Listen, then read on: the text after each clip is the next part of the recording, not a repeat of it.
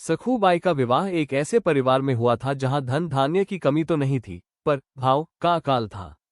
उनकी सास, घर की मुखिया, का स्वभाव वज्र से भी कठोर था। उन्हें सखूबाई की विट्ठल भक्ति फूटी आंख नहीं सुहाती थी। जब भी सखू के मुख से विट्ठल विट्ठल का स्वर निकलता, सास का क्रोध भड़क उठता। कामचोर कहीं की, दिन भर भजन का बहाना करती है ताकि काम न करना पड़े। सास के ताने सखू के हृदय को छलनी कर देते। सखूबाई चुपचाप सब सह लेती। वे जानती थी कि उनका विट्ठल सब देख रहा है। सास उन्हें जानबूझकर घर का सबसे कठिन काम देती ताकि उन्हें भगवान का नाम लेने का समय ही न मिले। एक दिन की बात है। घर में बहुत सारा अनाज पीसना था। दिन भर हाड़ तोड़ मेहनत कराने के बाद भी सास का मन नहीं भरा। रात हुई तो उन्होंने सखूबाई के सामने अनाज का पहाड़ जैसा ढेर लगा दिया और आदेश दिया, जब तक ये पूरा अनाज पिस न जाए उठना मत। अगर सुबह तक काम अधूरा रहा तो घर में पैर मत रखना। अंधेरी रात थी। पूरा गांव नींद की आगोश में था, लेकिन सखूबाई भारी भरकम पत्थर की चक्की के पास बैठी थी। दिन भर की थकान से शरीर चूर चूर हो रहा था, आंखों में नींद के झोंके आ रहे थे और हाथों में छाले पड़ गए थे। सखूबाई ने चक्की का हत्था पकड़ा और घुमाना शुरू किया।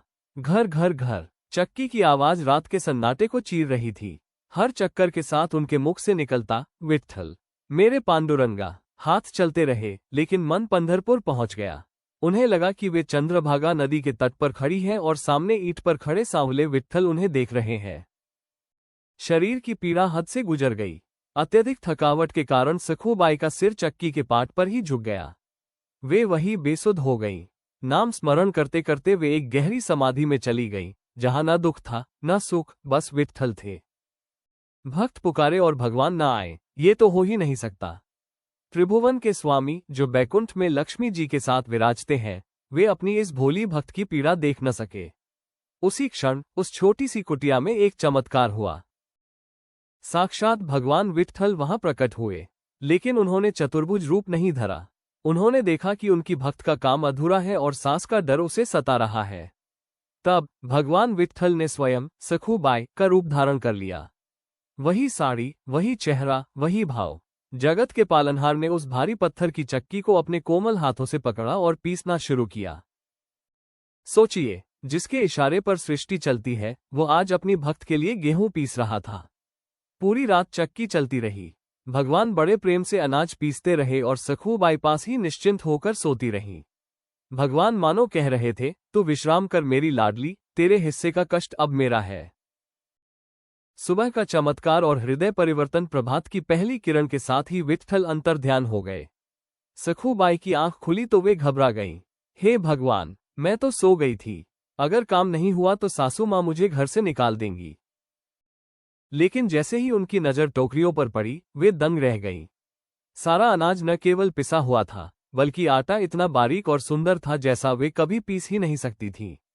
तभी सास वहां आए। वे क्रोध में चिल्लाने ही वाली थीं कि कामचोर, तू सो रही है। लेकिन जब उन्होंने देखा कि काम पूरा हो चुका है और सखूबाई के चेहरे पर एक अलौकिक तेज है, तो वे ठिठक गईं।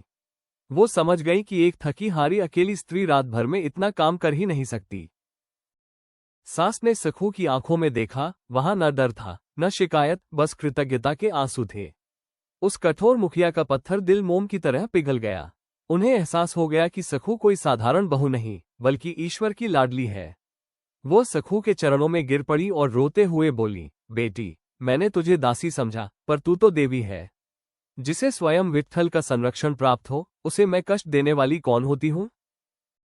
उस दिन के बाद उस घर में सखूबाई को कभी रोका नहीं गया। सखूबाई ने कभी नहीं कहा कि भगवान आए थे। वे तो बस इतना मानती थी कि यह उनके स्वामी की दया है। सखूबाई की यह कथा हमें सिखाती है कि भक्ति का अर्थ पूजा पाठ का दिखावा नहीं है। यदि आप अपने कर्म और कष्ट में भी ईश्वर को याद रखते हैं, तो वह आपके सबसे कठिन कामों को भी अपने कंधे पर उठा लेते हैं। सखूबाई की सच्ची भक्ति और सहनशीलता से प्रसन्न होकर भगवान विट्ठल स्वयं मानव रूप में प्रकट होते हैं। ये कथा सिखाती है कि ईश्वर आडंबर नहीं, बल्कि शुद्ध हृदय की भक्ति देखते हैं। सास का अहंकार टूटता है और करुणा जाग उठती है। ये भावनात्मक भक्ति कथा हर भक्त के हृदय को छू लेगी।